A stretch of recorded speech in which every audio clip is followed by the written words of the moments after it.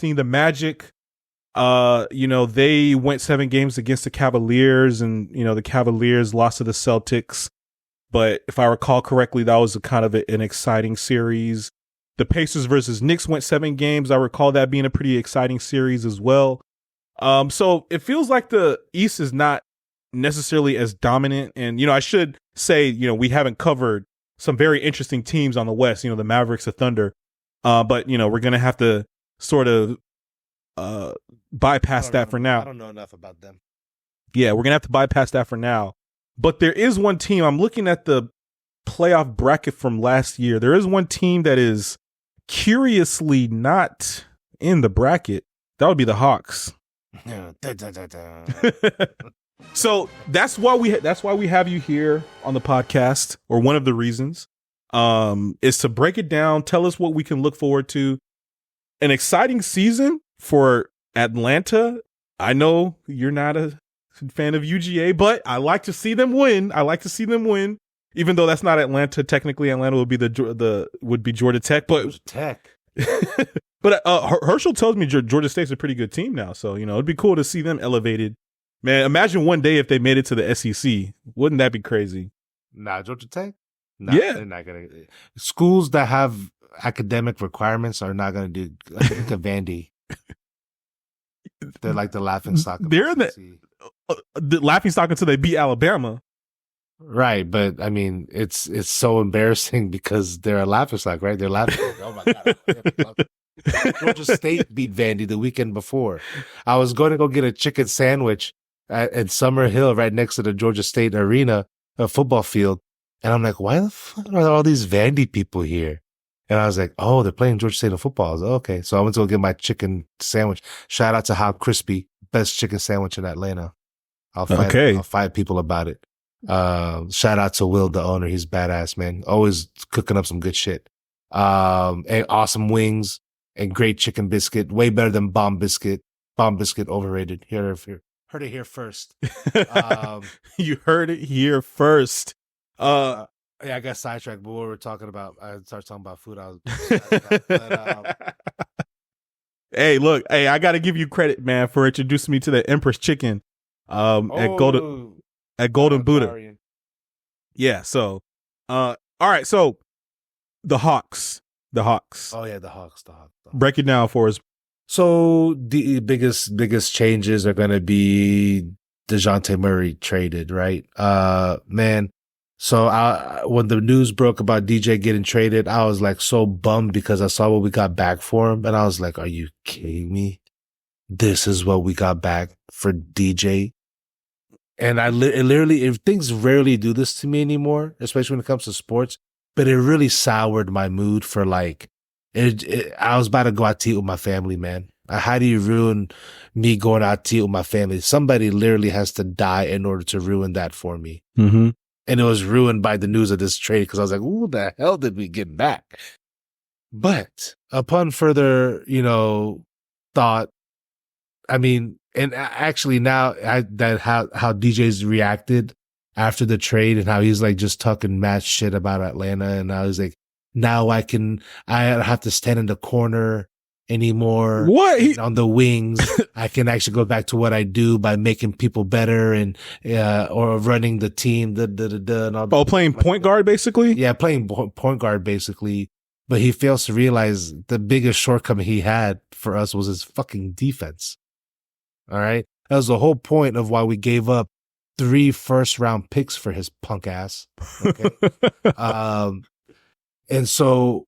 People, always talk about his 40-point game against the Celtics end of the year. And I'm a fan of, I like DJ when I watched him play. I like the way he played on the court. I truly do think he's a true leader and has a good FU mentality and all these things like that. And I don't think he truly hates Trae Young or any of the players or anything like that. But I mean, they're going to be in for a rude awakening in New Orleans because he didn't play any defense. Maybe it's because he wasn't sized on the point guards because he had to play the 2 guard when he played with Trae. So now he's guarding the 2 guard instead of guarding a 1. So he's not guarding these smaller guys anymore. So he's getting exposed continuously. So he was just getting exposed left and right on defense. And so that was our biggest problem was defense. We had like so many people that could score on the team, and he was one of them, but he did it in an inefficient manner. And he would literally dribble for like 6-7 seconds and then take a long 2-pointer. Right. And so, I mean, he really valued the mid-range game, and he was pretty solid at like kind of doing a nice sort of crossover around the foul line and getting to his left hand and shooting that. But all that being said, what we traded him for, we weren't getting. So all that being said, again, to what we got back in the trade, we got back Larry Nance. Can you search up what the trade is real quick? Yeah. I am looking at their roster, looking at the contracts. This Zachary, is that how you say his name? Or Zachary is it Richichet? Richichet is not Zachary? No, I'm kidding. Okay. Yeah. Okay. Sorry. Go ahead. Yeah, but he got $12 million in his first year rookie deal. Like, damn, Deuce is getting paid. Pick. So think about that. Is that his per 1 year, or is that his total contract? I think it says salary. So I think that's okay. So that's his year. Mm-hmm. Okay. So think about that.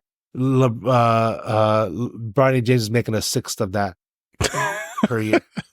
Well, he's also a pick.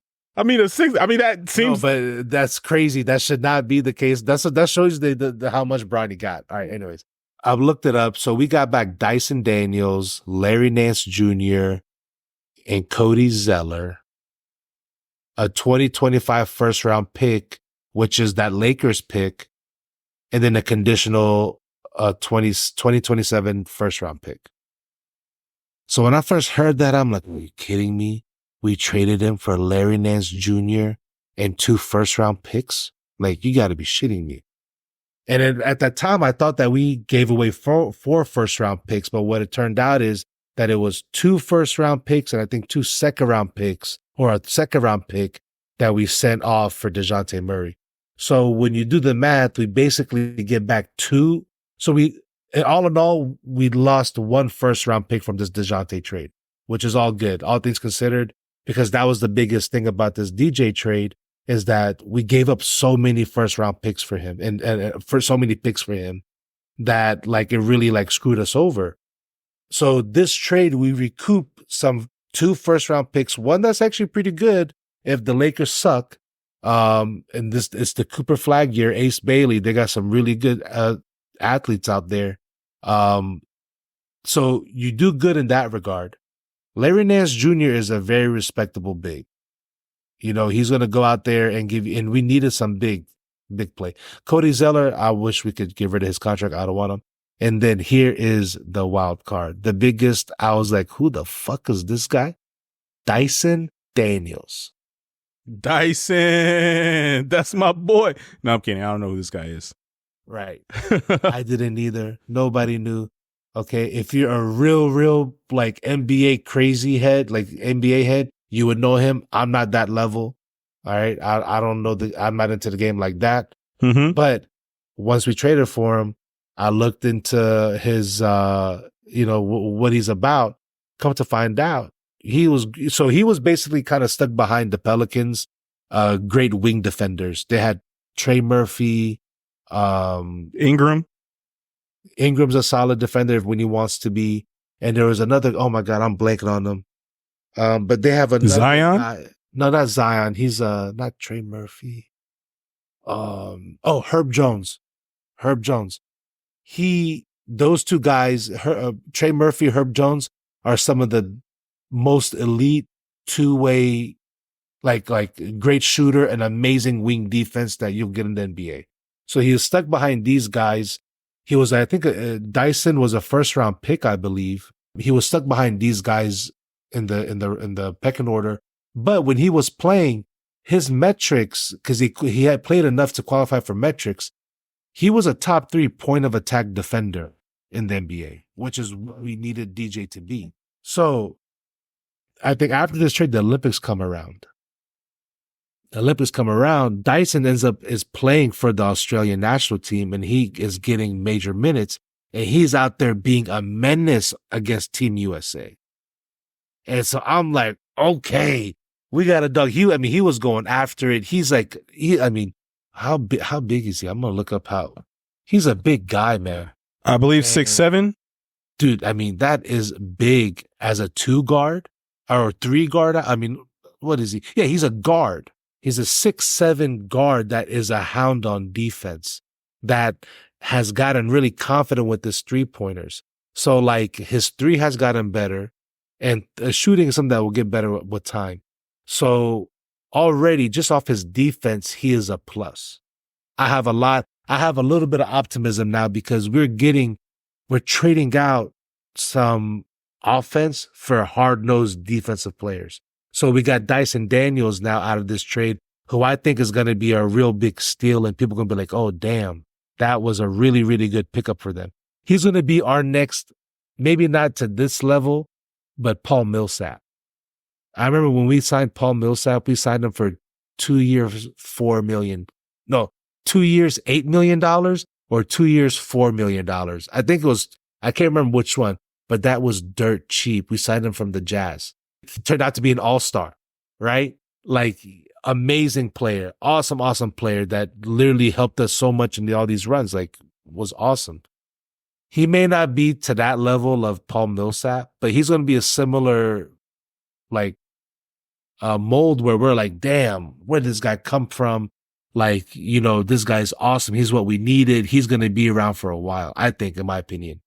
But I've only seen the Olympics and then what his metrics have been. So, we'll see. I've been wrong so many times. I think what I was doing last year was trying to like really just have faith in DJ and this whole situation. I was thinking they were going to trade Capella and Hunter and these guys and keep DJ. And I thought they were going to make a move to have some optimism, but ultimately it was so depressing the whole year. This year's a little different. Now we have the number 1 pick too, Zachary Richichet. Awesome pick. I like it. I think he's kind of, to like really simplify it, kind of like French Klay Thompson. This is how they kind of project him and how he plays. He's not a big put the ball on the floor, dribble guy. He's known for playing this type of basketball. It's called like 2.5 basketball or 2.5 or 1.5. One of these type of styles of basketball where within the first 2.5 seconds, you're making up your mind of what you're doing with the ball. Or I think it's maybe the first 1.5 seconds. I forget. You're either passing the ball, driving the ball, or you're shooting the ball. You're not standing there in the same.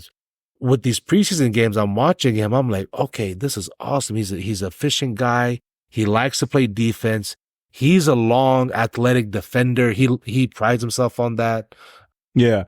That is very much Klay, man. Klay does not hang around too much. Even if he does, keep the ball and dribble, he's like trying to drive to the hoop, or drive and then shoot a mid-range shot. Like there's not too much dribble. There's not too much sort of ball stopping and keeping the ball from moving and, very active. Klay Thompson. Yeah. And this guy's 6'8". He's 19 years old. I mean, he played on a team called JL Bourg-en-Bresse. I don't know, some French team that was a no-name team that he brought to a little bit of relevance because he was on the team. So I kind of look for those kind. That's why I have hope for Michael Penix, because wherever he's gone, he's kind of made a team relevant. So that's like superstar quality. Yeah. I'm not saying ZR's a superstar, but it shows that he's an impactful player and he's good. Jalen Johnson, he's going to have an amazing breakout year.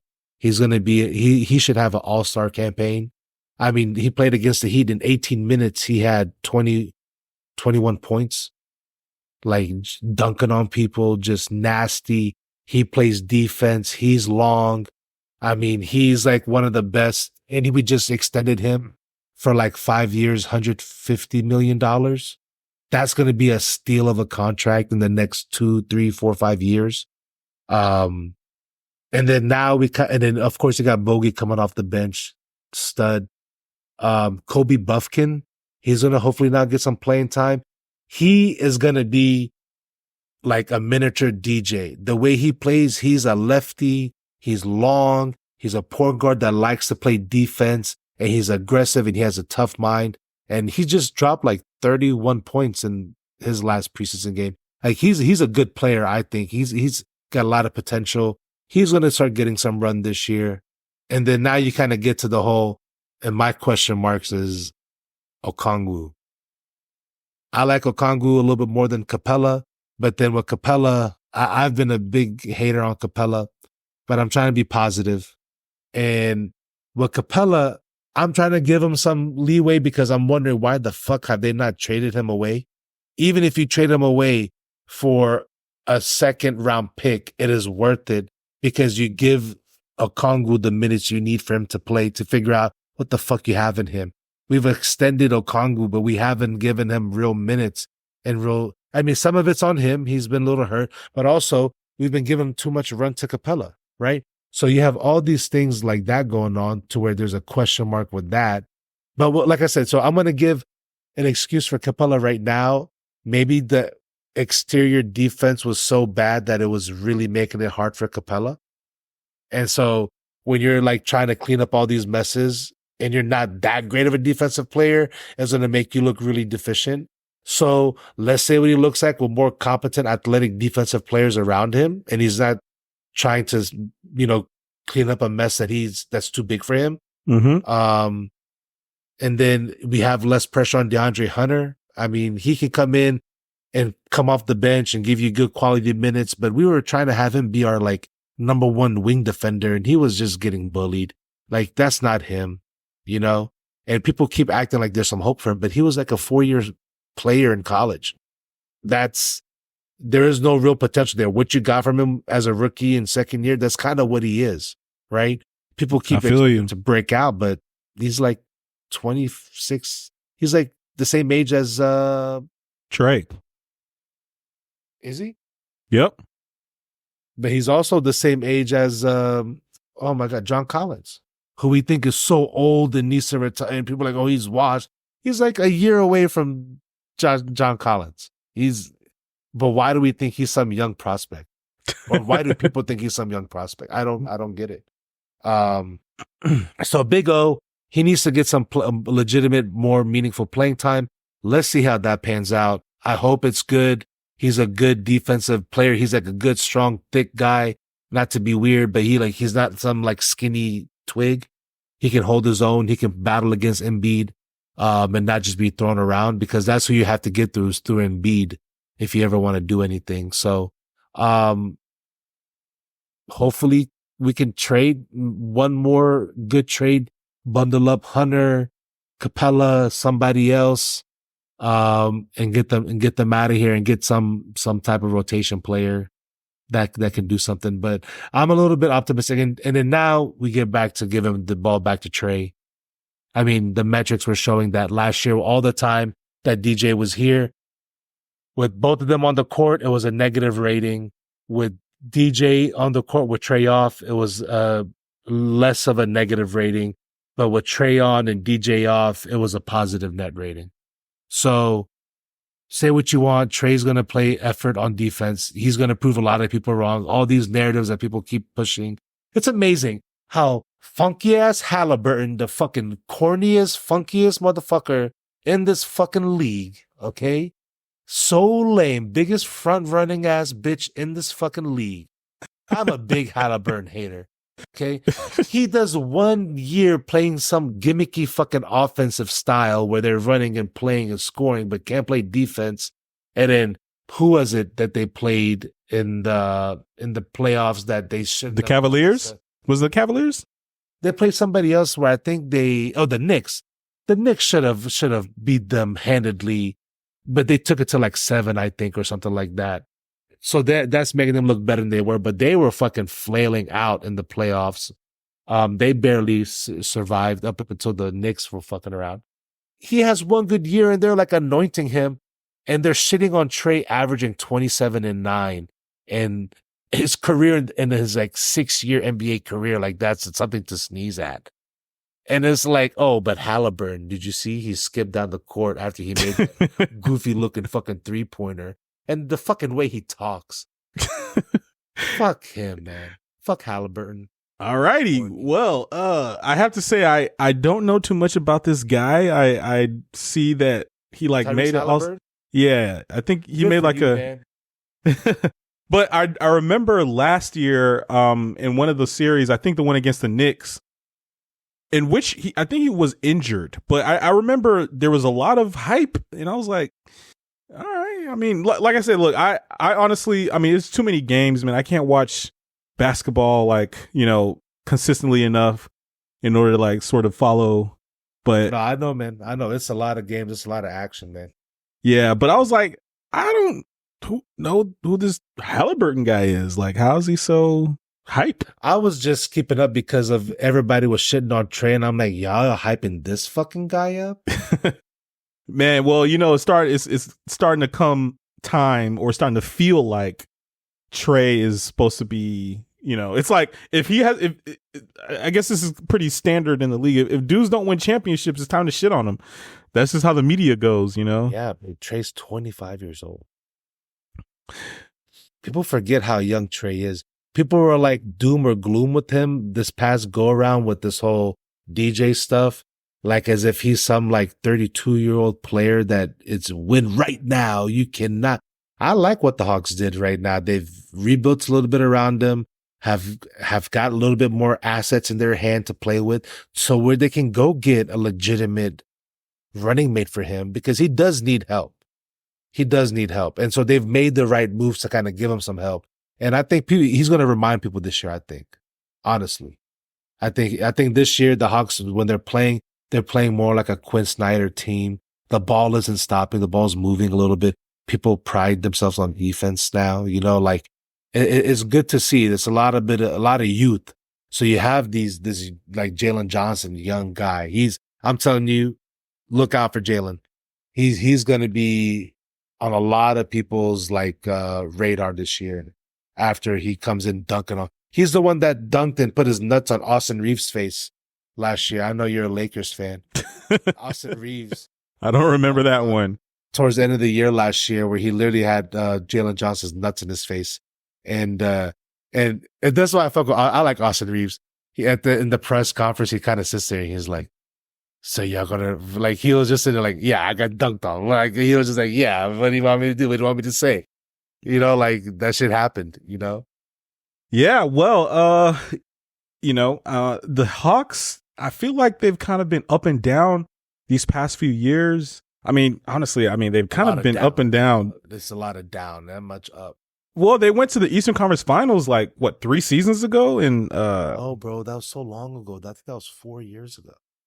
I mean, yeah, but that's still in the Trae Young era. That was before Quinn Snyder, right? Yeah, that was that Eastern Conference Finals run was kind of like a blessing and a curse, because it extended our time with Nate McMillan, and it extended our time bullshitting around with some bullshit that should have had some moves made. And so we wasted like another year and a half under Nate McMillan. And it's just like, oh my God. So it kind of delayed the progress we should have been making. Like the moves we're making now is what we should have been making back then. Well,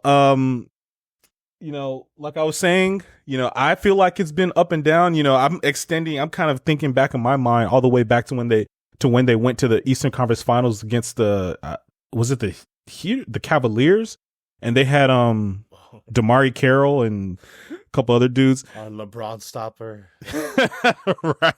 Right. So perhaps, based on this analysis that you just gave us, it was a good analysis. And, you broke it down. I mean, you have the number 1 overall draft pick. He's obviously promising. Perhaps maybe this is an up year, There's some teams I think it is. It's gonna give a lot of people some hope this year. Well, I think there's potentially opportunity to sort of play hard against some teams and win in the playoffs.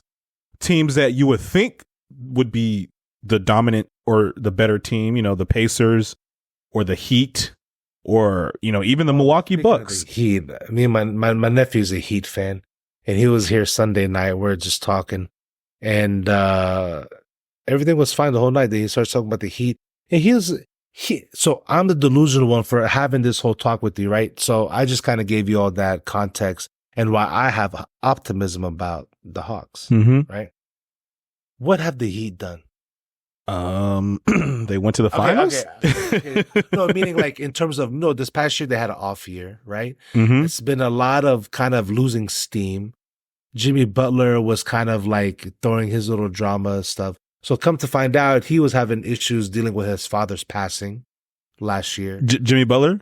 Mm-hmm. Oh, And so that's why he was having issues with the regular season, not taking it serious. They had, and it's also a combination of other teams making moves like the Knicks, like the Bucks, like the Celtics. And it's also how they didn't get Dame Lillard, right? The whole summer, Dame's going to the Heat, Dame's going to the Heat. Never happens, right?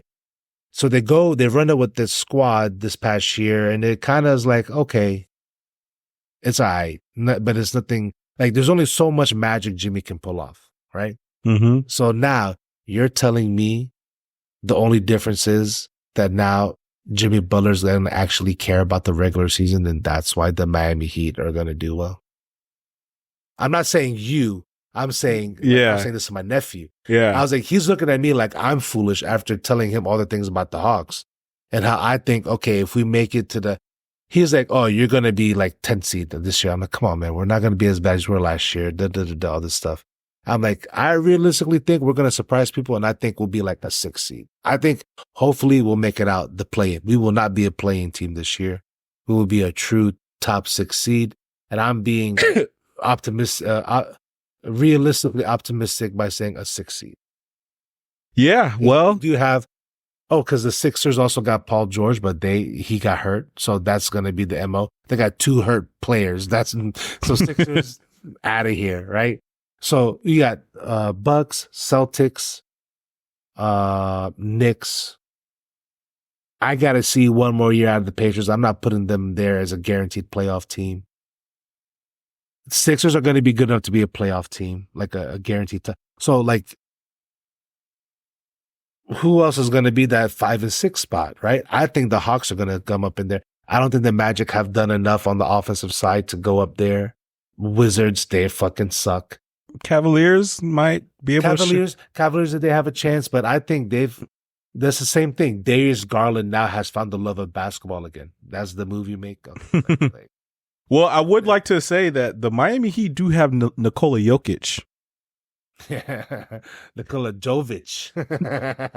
Oh, that does say Jovic. Hey, look, man, maybe he could go out there, do a little something, do a little this and that. He's actually a good player, though. And look like Nikola Jokic. Have some good play. I'm not trying to shit on the Heat like, oh, they're a bum organization. But I'm just saying, how the hell can I give you my spiel about the context around the optimism around our team? And because I listen to the Dan Le Batard show, man, I know what's going on with the Heat team. Like, they're literally plugged in. They're not that optimistic about them. So why the fuck is you optimistic about them, And so it's just like, the Hawkes, he's a good player. This is going to be a first year. Tyler Hero will play without thinking he's going to get traded. They also have, Kevin Love. Kevin Love's going to, I think this is a year for Trey to put his balls back on the table. And he's going to be like, what? Y'all forgot about me, motherfuckers? Like, I don't know how. But we'll see. I don't want to jinx us.